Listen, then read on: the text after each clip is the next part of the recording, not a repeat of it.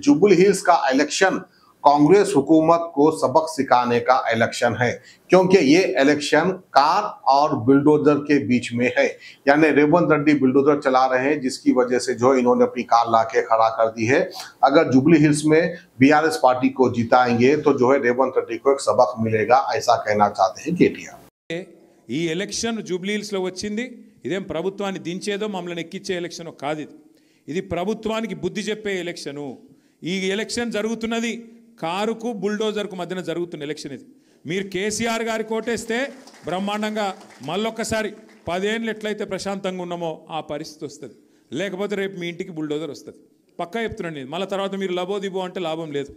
గిట్లనే 2 ఏళ్ల కింద మోసపోయినారు. 2 ఏళ్ల కింద గిట్లనే 6 గ్యారంటీలు 420 హామీలు అని మోసేదికి బెల్లం పెట్టి నాకుమంటే నమ్మిరు కొంతమంది. హైదరాబాద్లో నమ్మలేదు, బయట వాళ్ళు నమ్మిరు. మా కరీంనగర్ల, మా నల్గొండల, మా వరంగల్ల, మా ఆదిలాబాద్ల అక్కడ నమ్మి మోసపోయారు.